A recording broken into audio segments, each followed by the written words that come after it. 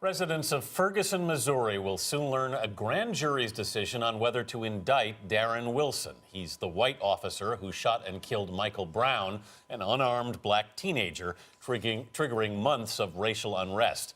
Michelle Miller went to Ferguson and met a man determined to prevent further violence. Well, we all have to make sure we're respecting each other. Every time Captain Ron Johnson walks by the looted shell of this convenience store, he's reminded of the anger that has come to symbolize Ferguson in the wake of Michael Brown's death. The destruction here symbolizes this community and how fragile and how crumbled things are here. Johnson is a commanding officer with the Missouri State Highway Patrol. He grew up in this community and was brought in to restore order after days of nightly clashes. To some, the mostly white law enforcement response to the overwhelmingly black protesters seemed excessive.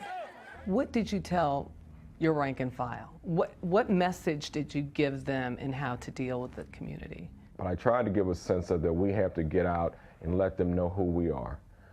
The cross hands have to come down. We have to have conversation. Get on the side! Or is anything that you learned that you wish you could have done differently? I think that if we had connected with the community early on, maybe this wouldn't have gone on as long.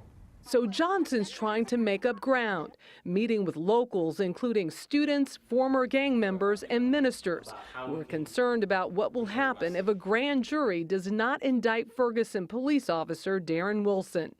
What plan do you have in place that is going to protect our community?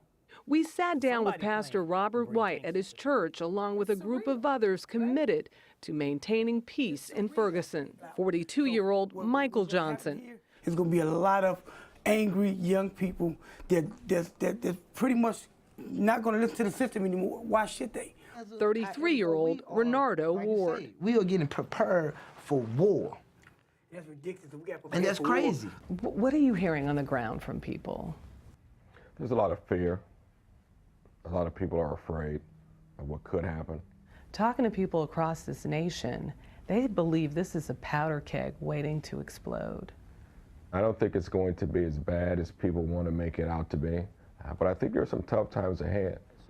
Tough times Johnson hopes police and the community will get through together. For CBS This Morning Saturday, Michelle Miller, Ferguson, Missouri.